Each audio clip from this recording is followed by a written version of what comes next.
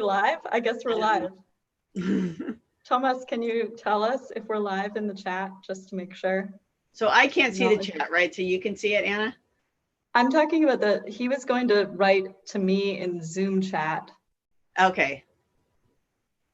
But I'm not seeing him do that. So I'm going to turn on my Slack too in case. Yeah. Yeah. Yeah, you're live now. We are live now. Okay, good. Excellent. All right, make sure we have to have witty banter now. Witty banter. So I have to practice that. We're live. And I'm going to read an introduction of you, Marla. So Okay. Here we go. Welcome, everyone, to this session of the Tübingen NeuroCampus seminar series. My name is Anna Vlasitz, and I am a postdoc in Thomas Euler's lab, who's hosting this seminar in conjunction with Philip Berens' lab. Today, I have the distinct pleasure of introducing my PhD advisor, Marla Feller, to you all. Professor Feller began her scientific career as a physicist, writing her dissertation on liquid crystals. She then transitioned to studying neuroscience as a postdoc, working with David Tank and Carla Schatz. During this time, Professor Feller pioneered microscopy techniques for imaging calcium in large populations of retina cells, revealing dynamics of spontaneous activity called retinal waves that occur during eye development. Professor Feller started her own lab at the National Institute of Health, then moved to the University of California, San Diego, before settling at the University of California, Berkeley, where she's now the Paul Licht Distinguished Professor in Biological Sciences and the head of the Neurobiology Division. She's won many honors, including being elected as a Fellow of the American Association for the Advancement of Science and receiving the 2018 UC Berkeley Distinguished Faculty Mentor Award. In addition to continuing her comprehensive work on spontaneous activity in the developing retina, her lab also studies a topic near and dear to my heart, direction selectivity. In particular, her group is interested in how the retina's neurons develop the precise synaptic connections needed to encode motion, direction. This is the topic she will speak about today in her talk entitled Wiring Up Direction Selective Circuits in the Retina. And with that, I give you Marla Feller. Thank you for being All right. here. Thank you, Anna, for that very nice introduction. Thomas, for the invitation. I want to actually thank Tom Baden for the broad advertisements for these vision talks, and actually for the many organizers for getting this online, and of course the rest of you for watching. The series has been fantastic, and it's really made for this sheltering in place a much more enjoyable time. Okay, so today I want to talk to you about, let's see. Okay, I want to talk to you about work in my lab that's been done to use the direction selective circuit of the retina as a model for understanding how circuits are wired up during development.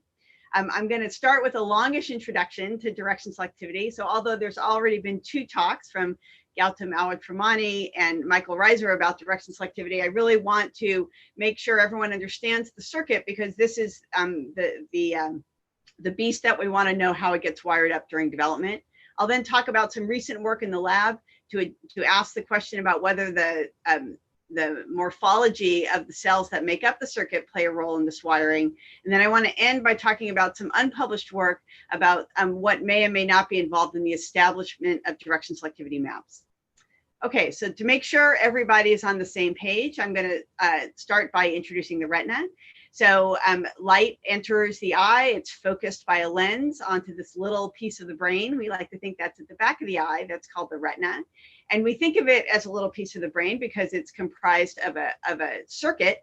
And as most of you know, light passes through the circuit, it passes through the retina, it activates photoreceptors at the back of the eye. There are interneurons that do processing on those images, and that processing converges onto the ganglion cells, which are the output cells of the retina, and their axons make up the optic nerve and are responsible for encoding all the features that underlie our ability to see. So, and these are the cell types. Okay. So the reason the retina is such a great place to study neural computations is because there's many well-defined computations that have been identified. So if you start at the level of the inputs, inputs happen at the photoreceptors, and photoreceptors are linear reporters of luminance across a visual scene. You can think of them as kind of the CCD camera where all the input comes in, the encoding of the image comes in. But then there's processing of that image. And as I said, that processing or these computations converge on the ganglion cells. And the ganglion cells work from Thomas and Philip Berens and Tom Baden have argued that there's 40 to 60 different types, depending on how you categorize them.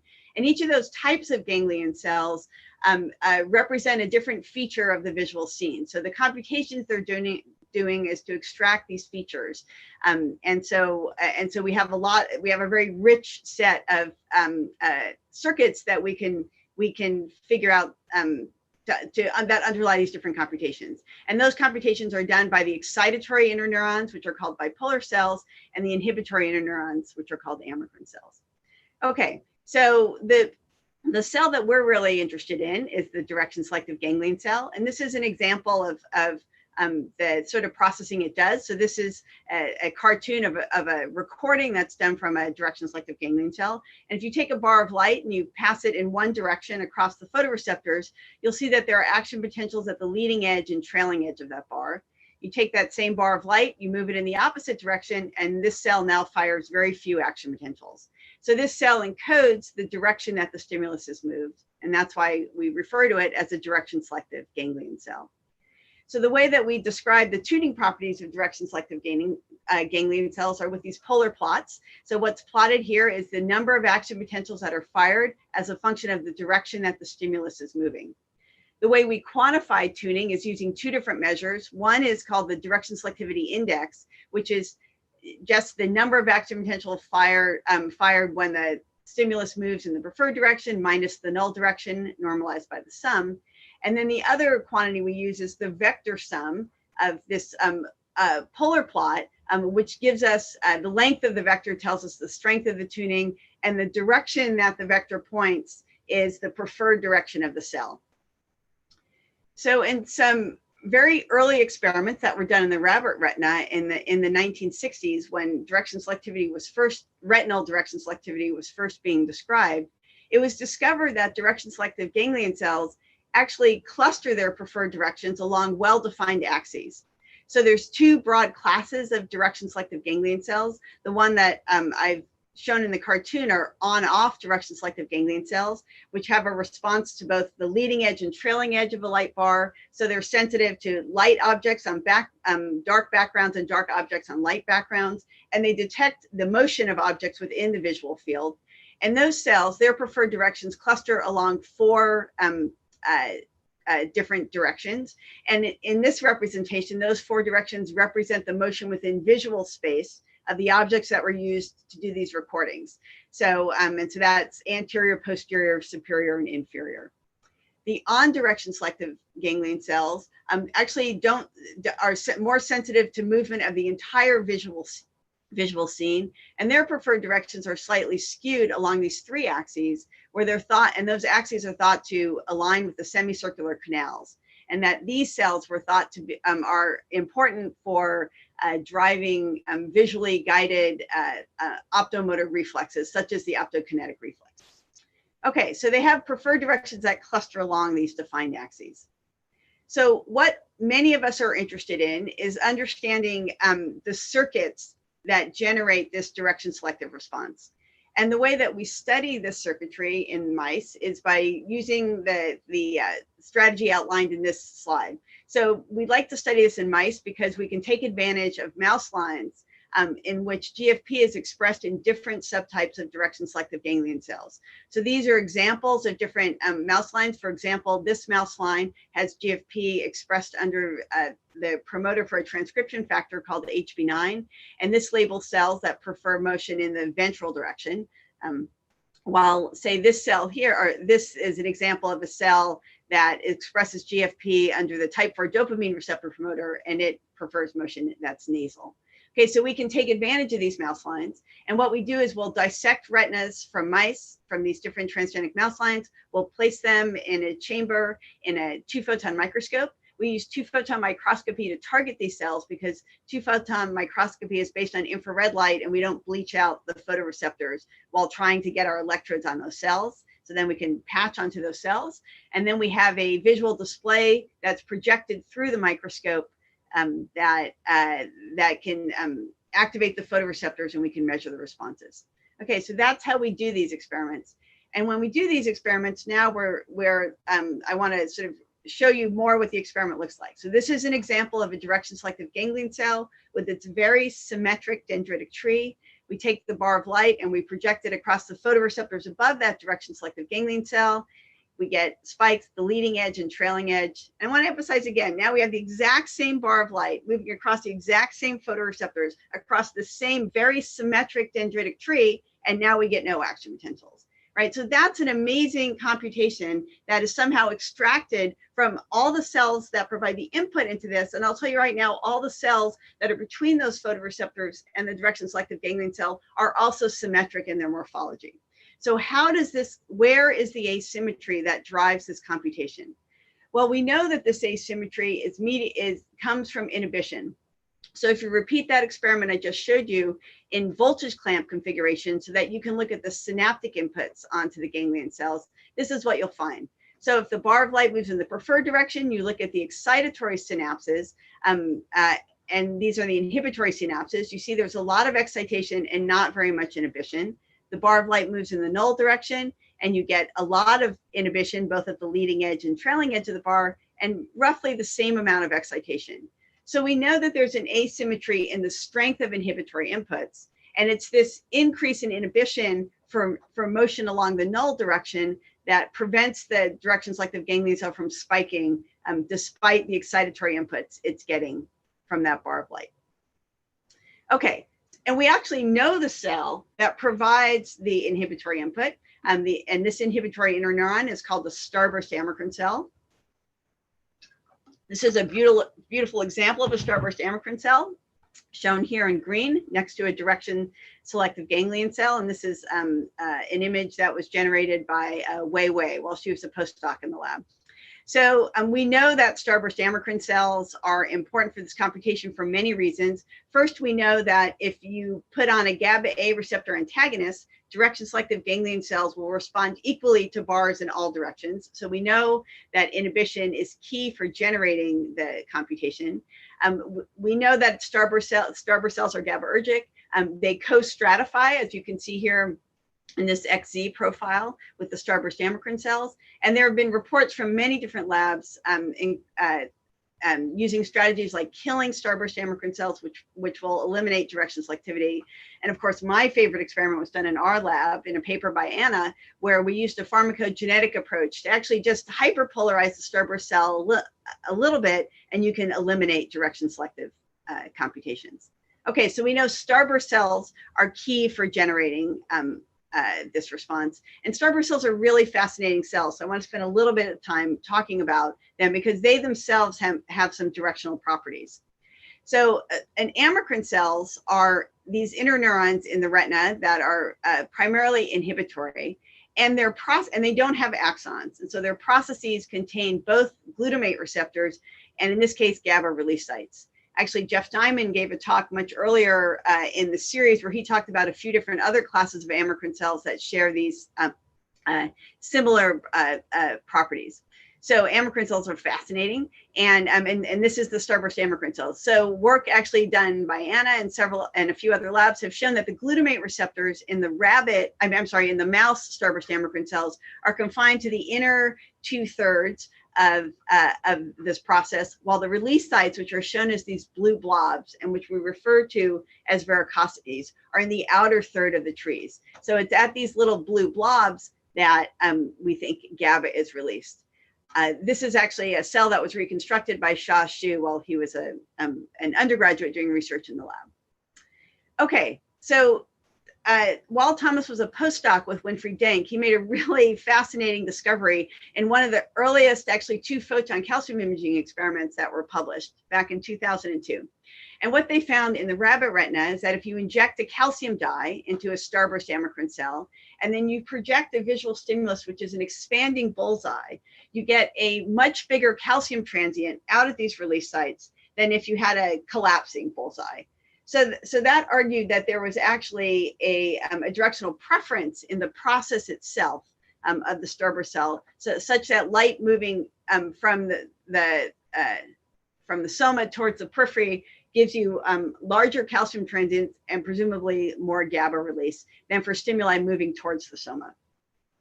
Anna, while she was a graduate student in the lab, repeated these experiments in the mouse retina, where she took a small bar of light. She moved the bar of light from the soma in the inner part of the dendrite, and moved it back while imaging out at the tips of the processes, and was able to show that for motion moving towards the processes, you got a much bigger calcium transient than images moving toward the soma. Ryan Morey, while he was a graduate student in the lab, used a much larger bar in order to map out where what the directional preference was of processes all across the starburst amacrine cell.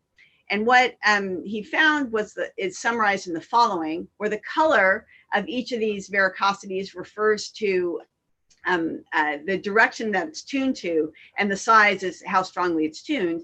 And what he found is that essentially all along the starburst process, that it's the radial direction that gives you a strong direction selectivity all along the process. So really there's just beautiful direction selectivity of the starburst process itself, preferring motion away from the soma. Okay, that's great, but I still haven't explained where the asymmetry is, right? So you have this beautiful symmetric process that does have this direction selectivity built in, but it's a very symmetric cell. And I'd say the impossibility of this is really highlighted here. When you look at all of the starburst amacrine cells within sort of one region of the retina, and you look at all of their processes en masse, and you see there's this incredibly thick plexus of GABAergic processes pointing in all of these different directions. And if you put on top of that the dendrites of a direction selective ganglion cell, you see what a morass this is. And so starburst amacrine cells are very interesting cells in the retina in that they have a coverage factor of 30, which means at any point on the dendritic tree of a direction selective ganglion cell, there's processes from 30 different amacrine cells that are there. Okay, so where is the asymmetry? Excuse me. So it turns out that this asymmetry comes in the wiring of the starburst cells onto these direction selective ganglion cells. And there's two lines of evidence that indicate that there's an asymmetry in wiring. One is a functional assay, which is based on paired recordings. So these are experiments that were done by Wei while she was a graduate student in the lab. Wei now has her own lab at the University of Chicago, excuse me, where she is continuing to work on direction selectivity.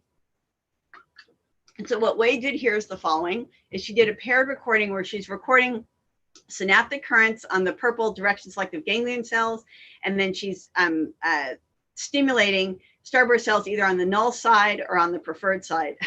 You guys, there are several bugs walking across my screen, so I apologize. It's very strange. Okay, so when she stimulates a starburst cell that's on the null side, she gets a very strong GABAergic conductance, and when the starburst cell is on the preferred side, she has a weak GABAergic conductance. So that argues that there's a stronger GABAergic input from starburst cells on one side versus the other. And I'd say the really powerful evidence of the asymmetric wiring came from now an absolutely classic study that was done by Kevin Brigman, Moritz Helmstetter, and Winfried Denk, where they did a serial EM reconstruction of the direction selective circuit. So the way they did this is they did calcium imaging, where they identified the 4 different subtypes of direction selective, on-off direction selective ganglion cells. They reconstructed those dendrites. Then they reconstructed the starburst cells that provided inputs onto those dendrites, identified the synapses, and what they found was this amazing wiring scheme. So what you're looking at is a summary of what they found from the perspective of the starburst cell. And essentially these, and each of the spots refers to a varicosity or a presynaptic site, and the color refers to which direction selective ganglion cell they're synapsing onto.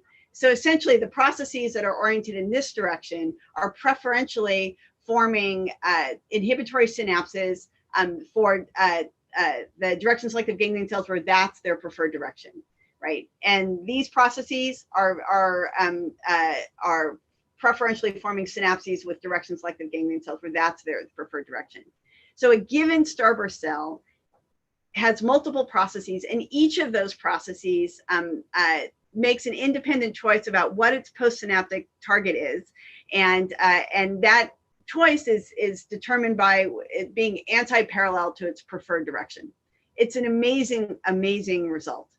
Okay, so the wiring problem of the direction selective circuit is schematized here. So here we have our starburst cell. It has this preferred, each one of these processes prefers motion away from the soma, and they preferentially form synapses where that's the null direction of the postsynaptic starburst cell, right? So that's a very precise wiring, and that is and it's these two features together that underlie the computation of direction selectivity.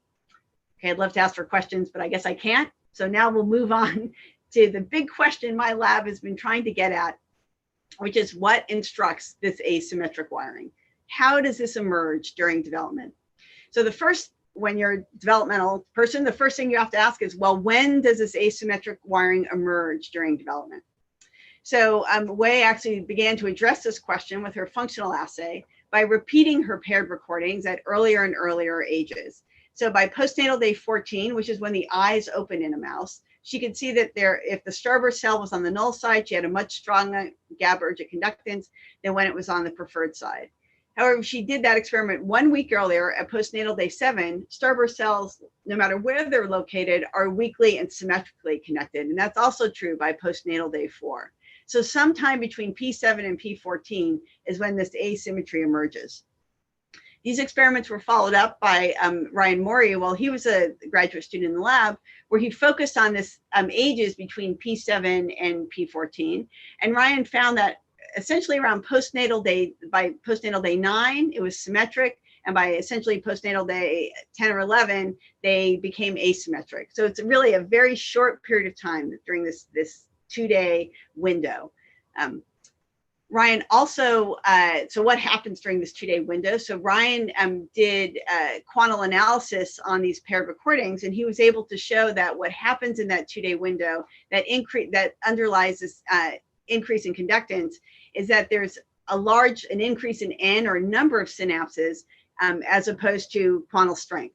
So he found that it was that the strength of individual synapses were the same, but what leads to this emergence of the asymmetric wiring is a process of synaptogenesis. So it's synaptogenesis that happens during that time. And in support of that, there's actually a tremendous morphological change that happens to starburst cells during the same period of time. So if you look at postnatal day 7, starburst cells are smaller than they are at postnatal day 14, and they have philopodia and not very well pronounced varicosities. So this is actually work that was done by Shah, again, while Shah was an undergraduate in the lab. Shah is actually a biophysics graduate student at Stanford right now, doing very different research. Okay, and so Shah quantified the appearance of these varicosities and you can see it very clearly at postnatal day 7. The tips of the starburst processes are quite smooth, but the varicosities are really quite pronounced by postnatal day 14. And when he quantified this again, he found that the varicosities really appear during the same window, essentially between postnatal day 9 and 11 is when this process of asymmetric synapse formation is occurring. Okay, so we know when it happens, but we're going to go back to the question, what instructs this wiring? So one of the hypotheses we've been testing is what role does the shape of the processes play in this wiring? And so what I'd like to talk to you about is some experiments that were done. Oh, actually, let me motivate this a little bit more. So a basic tenet of developmental neurobiology is that the shape of dendrites are actually key to where synapses form. And specifically the overlap between axons and dendrites are very important for dictating where synapses are more likely to form. This was actually a result of the serial EM work that Kevin Brigman did, where he was able to show that that where the synapses form, they were more likely to form for starburst processes that were actually anti-parallel at a very local level to direction selective ganglion cell processes.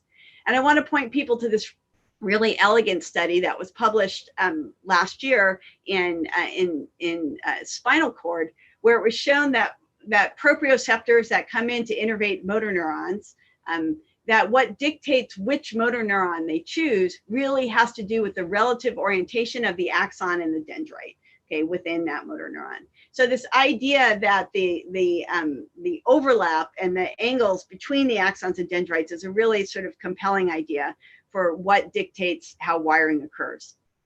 So Malik El-Kesni, who's a graduate student in the lab, addressed this question in the DS circuit, and she wanted to ask whether or not the morphology of a direction selective ganglion cell dendrite actually was important in instructing the asymmetric synapse.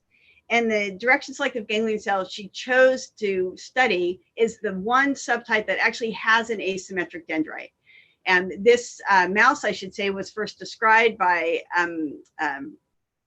Stuart Trenholm and Gautam Alratramani as a direction selective cell. And it's a super interesting cell.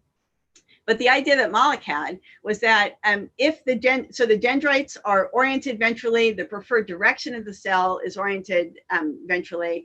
And so this would allow for preferential anti-alignment of the starburst process that provides the null site inhibition. So this would be a really great cell to see if it's important. But in order to do the experiment, Malik had to come up with a way to mess up the dendrites of an HB9 GFP cell. And she did it in a spectacular way. Okay, and she did it actually by dark rearing. So let me show you her data. I should say that this work that Malik has done was just accepted at Cell Reports and should be coming out next week. So you can all read about it in great detail. Okay, so this is an example of one of the HB9, I should say ventrally preferring direction selective ganglion cells, where she reconstructed both the on and the off dendrites of the cell. Identified the vector that goes to the center of mass of the dendrites. And if she does that over all the direction of all of the ventrally preferring DS ganglion cells, she finds that they have a preference for the ventral half of to cluster around the ventral axis. And if you plot the on dendrite angle versus the off dendrite angle, you see that they cluster around the ventral axis and they tend to be somewhat aligned with each other. So what Malik discovered is if you dark rear these mice, you can actually get dendrites that point in crazy directions. So this is a summary. This is an example of one cell. This is the summary of her data. The red lines refer to this individual cell. And you can see that they are very far from ventral if you dark rear them. In fact, they seem to point in all sorts of crazy directions. Okay, so she's done it. She's come up with a way to reorient the dendrites. So the question now is, what happens to the tuning? So this is an example of a cell attached recording from a normally reared ventral preferring direction selective ganglion cell. Its dendrites are oriented ventrally, and it fires more action potentials for ventral motion, so it's tuned ventrally. She then does this experiment in a dark reared animal where now the dendrites are 180 degrees away from where they would be in a normal mouse. And what do you think happens to the tuning? Dramatic pause. It's completely normal. It's still tuned ventrally, right? So in experiments that I don't have time to talk about, but you can read about next week, Malik went on to show that this direction selectivity, which is normal in these dark reared mice, is still mediated by inhibition, and it's mediated actually by starburst cells that are located on the null side of these cells. So this is, to me, a really profound result, right? So it means that directional tuning of this inhibitory input is normal, despite the altered dendritic orientation. And that the location of the dendrite does not determine the synaptic organization of the direction selective circuit. Okay, so I just want to do an interim summary before I talk about our last problem. So what we've learned about the wiring problem of direction selective circuits, this is just an interim summary. So direction selective circuits emerged during a very short period of development, a 2-day window, prior to eye opening and during a time of robust synaptogenesis. And this wiring is that the null-oriented processes synapse preferentially onto specific subtypes of direction-selective ganglion cells, and that the morphology of direction-selective ganglion cells and actually of starburst amacrine cells do not instruct this process. So in some experiments that I didn't have time to talk about, done by Ryan Morey and published a couple of years ago, we used a mouse line where the starburst amacrine cell processes are also greatly distorted, and in that case, they still wire up asymmetrically. Okay. And I want to say that we are currently in the lab working on an RNA-seq project to actually identify some molecular candidates that we think might instruct this very early wiring of the circuits. And we're really excited to test out some of the hypotheses that have been generated by this approach. Yes, Anna, we're doing an RNA-seq project in the lab. I know it's shocking. Okay. Anna's the only person I can see, so I'm assuming I'm just giving the talk to her. Okay, so what I want to spend the rest of the time talking about is some unpublished work being done by Alex Tiriac, a postdoc in the lab. And that gets at what is involved in the establishment of what we call the direction selectivity map.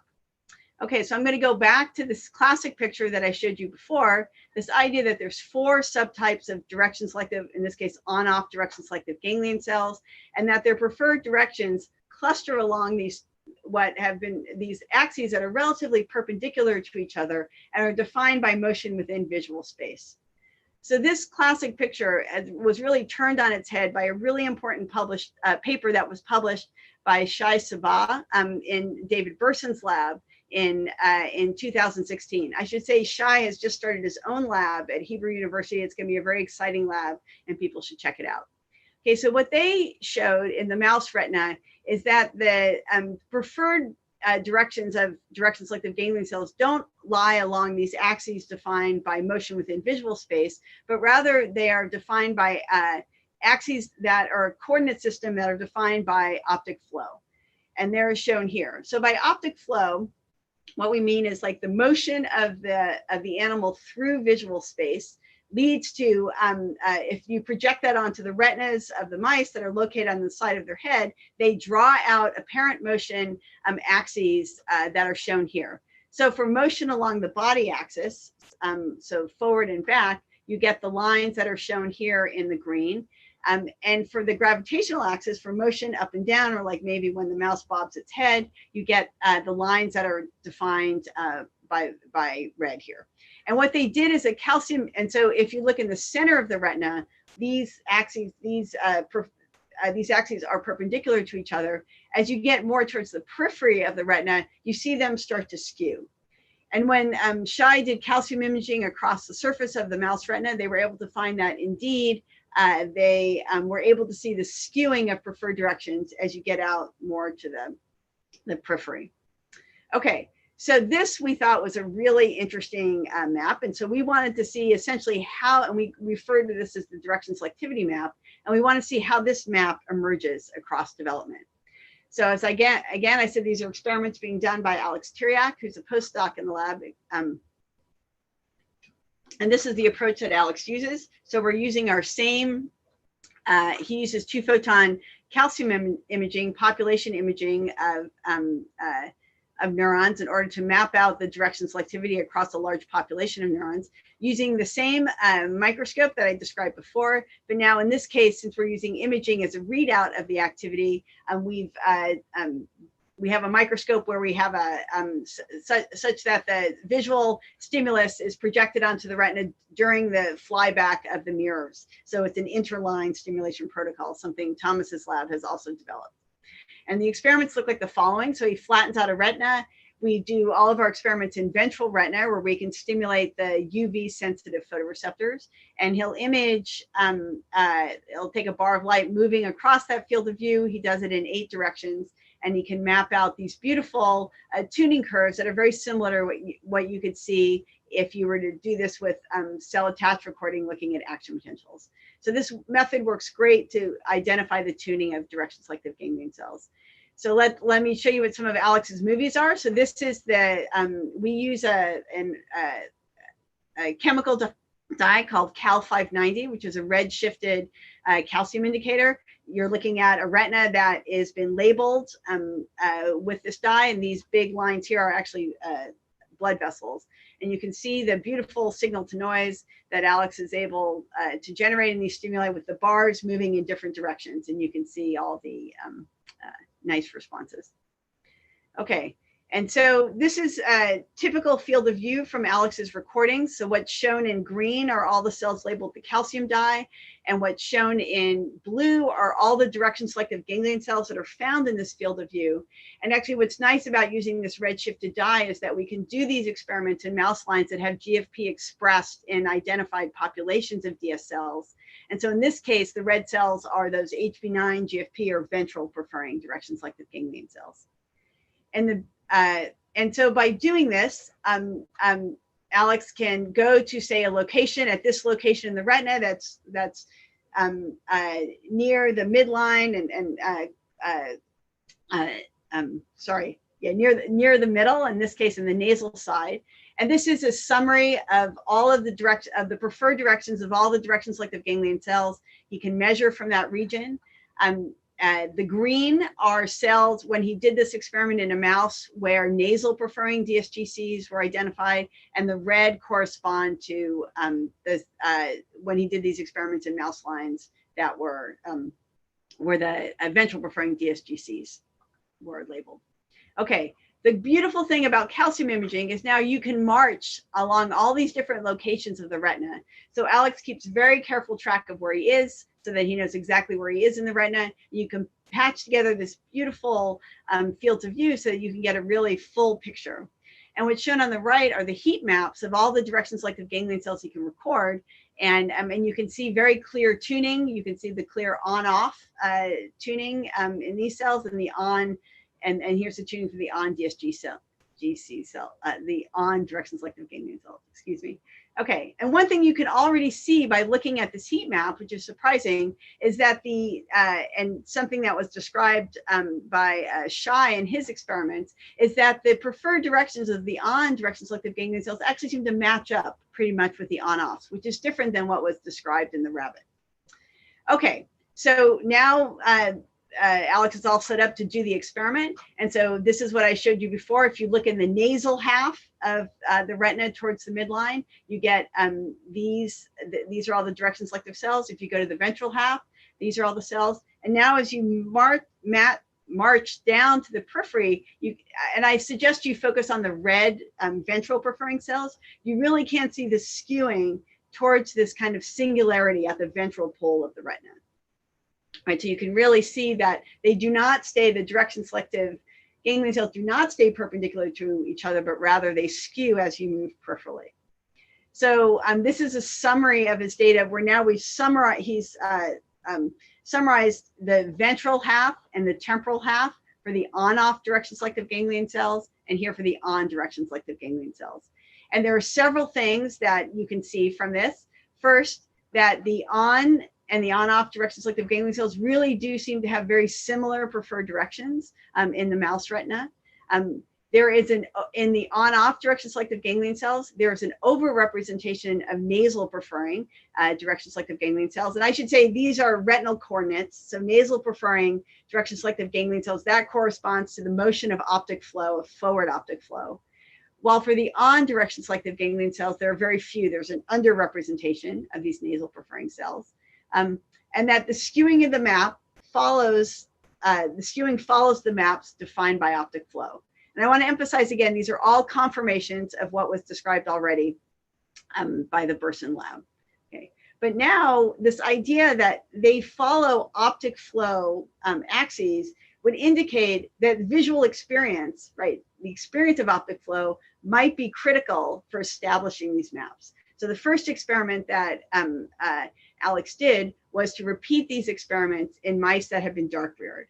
And what he found is the following: no difference whatsoever, right? So in a dark-reared animal, you have exactly the same direction selectivity, well, nothing's exact. You have a very similar direction selectivity map than what you would see in both for on-off and for on direction selective ganglion cells, as you would see for a normally reared mouse. He went on, he said, so visual experience didn't seem to be normal. So then he wanted to see how early in development is this map established. And so he looked at eye opening And again, you see many, many features. So at eye opening, they're not exactly the same as what you see in the adult, but they're actually extremely similar, including this overrepresentation of nasal preferring cells and the skewing of ventral, of nasal and temporal towards this pole. So I want to note for those who are familiar with this field, this does seemingly contradict a previous study and from our lab, and I'm happy to talk to people about the differences between that study and this study in the question period. Okay, so this direction selectivity map is present at eye opening. So what instructs this? And so I want to just end the talk by saying that we think that what might instruct this is potentially retinal waves. Okay, so what are retinal waves? So prior to eye opening, the retina generates a spontaneous activity called retinal waves. So a mouse, the way that the retina is assembled during development is that actually the ganglion cells become postmitotic. They migrate to the right layer. They actually send their axons to the brain while the rest of the retina is still wiring up. The first synapses that are formed are between amacrine cells and ganglion cells. But the last synapses to form are actually between the bipolar cells and the ganglion cells. And so therefore, there are no photoreceptor mediated responses very early in development. So particularly in, let's say, prior, and these synapses wire up around postnatal day 10 or 11. Okay, but during this earlier time, before the bipolar cells have wired up, the retinas are not silent, but they're spontaneously generating retinal waves. These are actually movies that were taken by Alex. These are in a GCamp mouse, and they allow us to look at the spontaneous activity in these retinas. And this is the 4-day-old mouse. And you can see about once a minute or so, there's a spontaneous depolarization that propagates across the retina, and it causes an increase in calcium in these cells.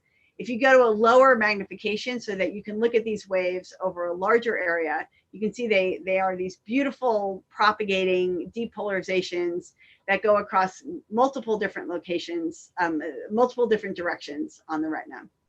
Okay, and this is, as Anna mentioned, this is a big focus of the research in my lab. So an interesting thing about retinal waves is that they actually have a propagation bias. So if you look at, say, around postnatal day 9 in some experiments done by Justin Elstrott, well, he was a graduate student in the lab,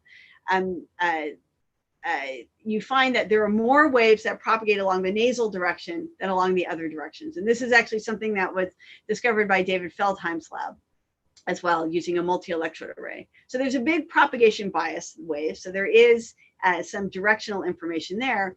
And actually the circuit that's used to generate waves involves starburst amacrine cells and ganglion cells. So as I noted before, starburst amacrine cells actually release acetylcholine. And that acetylcholine activates beta-2 nicotinic acetylcholine receptors that are on starburst cells and on ganglion cells. And that's what generates the property of the waves. So starburst cells are interesting. They release both GABA and acetylcholine, but for direction selectivity, we talk more about the GABA, and for retinal waves, we talk more about the acetylcholine. Okay, and so there's been a mouse model that we've been using in our lab and several labs to study what is the impact of disrupting waves on visual system development, and that is a mouse that's lacking the beta-2 nicotinic acetylcholine receptors. And so Alex looked at the direction selectivity maps in the beta-2 knockout mouse, and what he found was quite surprising. So again, this is the normally rare direction selectivity maps, but now if you look in the beta-2 knockout, that you see very, very few horizontal preferring direction selective ganglion cells. So the vertical, the up-down ones seem fine, but the horizontal ones seem to be lacking, both for the on-off and the on direction selective ganglion cells. So they seem to have reduced direction selectivity along this horizontal axis. And there's like 2 other studies I'd like to point out about what makes this so interesting. First, about 10 years ago, J.C. Kang's lab showed that in the beta-2 knockout mouse, that they actually lack a horizontal optokinetic reflex, and that they did recordings in the superior colliculus of these mouse and found that they lack direction selectivity along this axis. And subsequent experiments done by Wei and JC have argued that the direction selectivity in the superior colliculus is actually inhibited from the retina. So we actually had a clue a while ago that these beta-2 knockout mice might have reduced direction selective ganglion cells along the horizontal axis.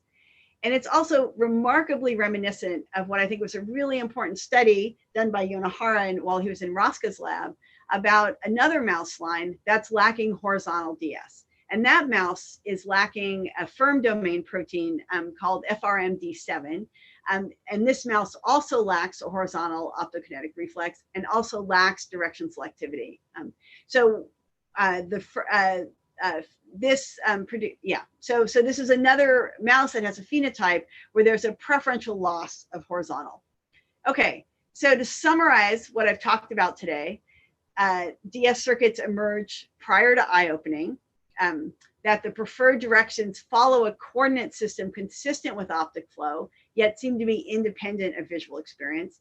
And I want to emphasize when we talk about what this wiring problem is, like how the starburst cells sort of wire preferentially to form the null side of these direction selective ganglion cells, given that this changing coordinate system on the surface of the retina means that this wiring problem has to be solved incredibly locally. So it really adds to the richness to that. But since it seems to happen independent of optic flow, we're also assessing the role of gradients of axon guidance cues, which also have a sort of gradient distribution where they emerge from a ventral pole in the retina. So we're looking to see if they're involved in setting up these early maps, and that we're going to continue to explore a potential role for retinal waves in the establishment of horizontal direction selective ganglion cells. We're breeding mice right now so that we can do targeted recordings from different subtypes of direction selective ganglion cells and to see why they've lost their horizontal DS. Okay.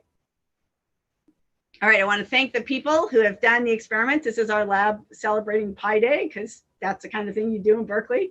I want to highlight the work that was done by postdoc Alex Tiriac, graduate student Malik, and I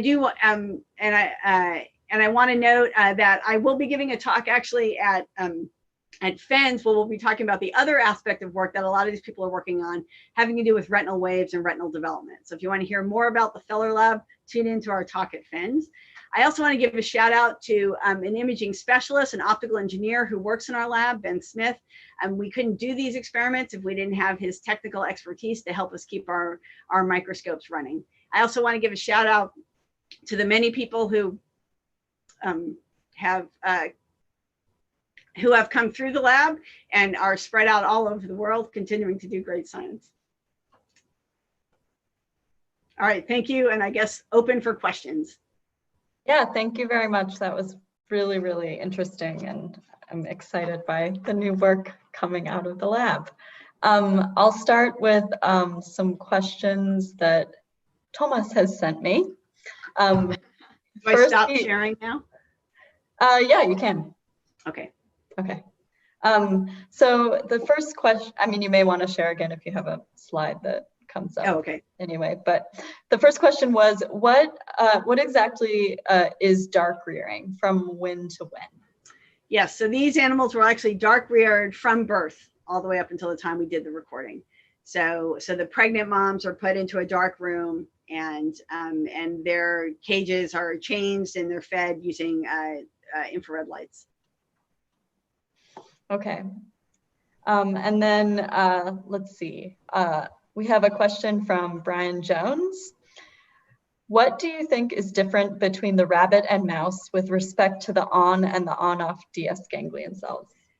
Yeah, I think that's a super interesting question that we're just starting to explore. So we're doing our first experiments. Matthew Summers in the lab has been doing a lot of recording from on direction selective ganglion cells.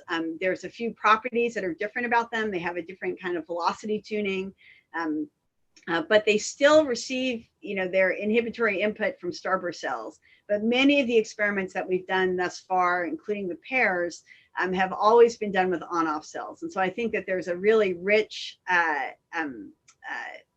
set of experiments to be done in understanding the circuits that generate on direction selective. I mean, one of the things that Matthew has found that I think is very interesting is that, we talk about inhibition coming from starburst cells, but these direction selective ganglion cells also get inhibition from a symmetric source of inhibition. And the sort of relative strength of the asymmetric inhibition to the symmetric inhibition is critical for figuring out, its direction selectivity. And that ratio is very different for on direction selective ganglion cells. They get much more symmetric inhibition than a larger percentage of their inhibition comes from a symmetric source. And so how that contributes to its velocity tuning is something that Matthew is following up. But I think it's an interesting question. Oh, but the question was not on versus on off. It was rabbit versus mouse, wasn't it? Sorry. Yes. Sorry. Okay. Yeah, I don't know.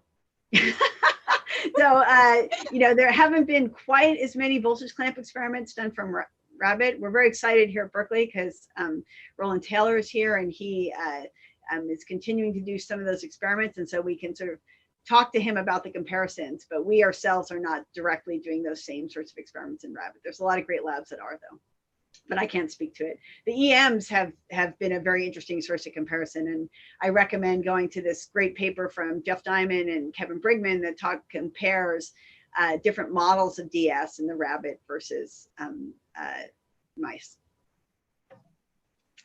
Okay, the next, first we have Christiane Vufo commented that retinal waves are the answer to everything.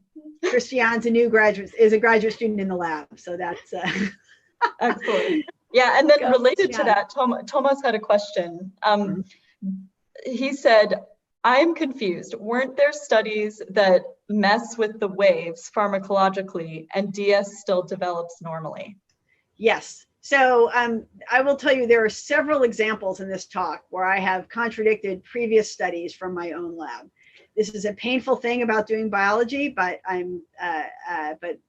I count this as progress. And one of them is exactly that. So we have done a couple studies where we have tried to disrupt waves and looked at the effect on direction selectivity. And the primary way that we've done that is by doing intraocular injections of drugs that are known to block either cholinergic synapses or glutamatergic synapses or GABAergic synapses. And so we did those experiments where we injected those drugs, and we found that direction selectivity developed normally. I think the problem with a negative result, right, like that, is that we don't know how well we have disrupted waves. And there was actually a very important poster, I think at Society for Neuroscience, from Mike Crer's lab. And so what Mike Crer has been doing is been imaging retinal waves in vivo in mice in some absolutely spectacular experiments. And he did intraocular injections while imaging waves by looking at the ganglion cell axon terminals in the superior colliculus. And he did an injection of what we consider, I'd say, the most potent blocker of waves. It's a toxin called epibadidine. And they did that, and it blocks waves. And I asked the postdoc doing the experiments, how long did that block last? And she said 6 hours. So even the most potent toxin can block waves for 6 hours. These pups, we couldn't do injections more frequently than every 48 hours. And so although we did block waves, we potentially did not block them sufficiently to see an effect on direction selectivity. So I think that all experiments are, only as good as they are. The interpretation of those experiments are only as good as our ability to do them at the time. Great. And then Kaylin Fisher says, thank you, Marla. What do you think are some of the deficits in the visual experience for the mice that have reduced direction selectivity along horizontal axis? Why is it important? Yeah, so I don't know, right? So since I was short of my talk, I'm going to give really long answers. So, so our lab has studied the role that retinal waves and activity plays in the connections that the retina makes to the brain. And one of those maps that we've been interested in is the retinotopic map. So the retina projects to the superior colliculus, it forms a retinotopic map. And when you disrupt waves, you actually only see a disruption of the retinotopy along the anterior posterior axis, which actually maps nasal temporal on the retina, right? So the dorsal ventral axis of the retina it's less evident that that map is something that's subject to activity. So now why would horizontal, so I don't know if that also applies to direction selectivity of the retina. I'm not sure why it would, but why would horizontal visual experience be more susceptible to activity than vertical, than dorsal-ventral? I'm not really sure. I think it's a really interesting question, but I don't think I have a good answer for that. Gautam asks a question that I think you may have already answered, but I'll read it to you anyway in case I'm wrong. Can you explain the discrepancies with previous results? Elstrott et al. Neuron 2008. So that was the one you were just talking about, right? Okay. No, I wasn't. Oh. So that was, so Gautam's absolutely right. So that was an experiment. One of the other papers. So the experiment I was talking about with the intraocular injections of drugs, that was in Wei's paper in 2011. The Elstrott paper, we used multi-electrode array recordings, right, in order to look at direction selectivity, and we actually looked in the beta-2 knockout mouse. And so if you look, and that was a paper, I think, where the title is, like retinal waves are not important for setting up direction selectivity. And I think that our problem there, and actually a subsequent paper from C.C. Chow's lab argued that we had undersampled in that. So those were early days of doing multi-electrode array recording with mice. Those experiments were done actually with E.J. Chitulnesky, who really did not like working with mice. We were definitely, because most of his experiments he was doing at that time were primate or rats that have beautiful big action potentials, and the mouse did not. So we definitely had an undersampling problem in that study. And I think we now have a much better appreciation of what happens when you undersample. We did see a reduction in the number of direction selective ganglion cells, but since it was MEA recording, we couldn't figure out, what that was due to, whether it was overall reduction in firing rate or not. But I think that, we needed to revisit that data set. I should say that there's now several labs who do beautiful multi-electrode array recordings and map out lots of beautiful direction selectivity maps. And just at that time, 10 years ago, we weren't so good at it as they are now. Okay, I have a question. I'm curious, so you always dark rear for the whole life of the animal up until the experiment, correct? For Malick's results on the asymmetric dendrites that get screwed up and then it's all still tuned fine, it seems like those synaptic connections are forming before eye opening, but that the asymmetry is maybe forming after eye opening. Yeah. And so do you think that that the critical period for that is later then? Yeah. I mean, I think so, I did kind of skip over the fact that this is an amazing phenotype for the dendrite, right? So the fact that visual experience is so important so the dendrites, I should say, remain asymmetric. So whatever makes them polarized is still there, but it's the orientation of those dendrites. So what is vision doing that is making those dendrites orient? And we don't have an answer to that, right? So the synapses, I agree with you, have already formed, but maybe what that process is that makes the dendrite, does one person told me that the soma might move. I thought that was crazy, but that maybe somas move. But I think synapses are always breaking and reforming, and so maybe there is a period of time where that happens, but the process by which that dendrite becomes rearranged like that is something that we would love to begin to explore, but it's a really very surprising result. Okay, last question is from Josh Traurig. Any ideas about what underlies the nasal preference in retinal waves? Crazy that the directional preference for waves is so strong when the cells generating them are radially symmetric. Yeah, I agree. And I have to say there was, again, I don't know. And so Mike Crer's lab, again, had some really interesting data about this for Society for Neuroscience, where they actually were able to disrupt, if I can remember, I think they blocked GABA signaling. So again, they're measuring in vivo. This is all Mike's work, not our work. And they inject GABA A blockers in the retinas. And they find that that directional bias, which they could also see in their colliculus recordings, was dramatically reduced. So that seems to argue that there's something about GABAergic synapses that might be doing this. And so our lab, after Society for Neuroscience, we sat around, I think, for like 2 hours trying to figure out like how that GABAergic synapse might do that. You know, you can kind of vaguely think there are more nasal preferring DS cells. So there's more GABAergic.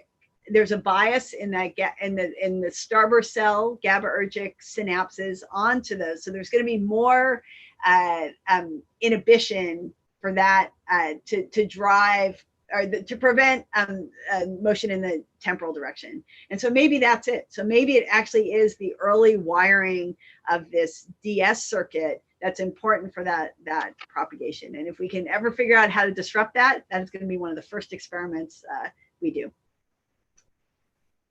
Great. Well, thank you so much for giving the seminar. I think we're going to, Thomas will post the Zoom invite. And if anybody wants to join and have a little sort of post-seminar chat, you're welcome to join us. Thank you again, Marla. All right. Thank you, Anna. Thanks, Thomas. So what do I do? I must go. I think we just stay here. We stay here? Yeah. They'll come in here. Yes. Excellent. Oh, I was going to say something at the end about international collaborations. Anyway, given our I think we're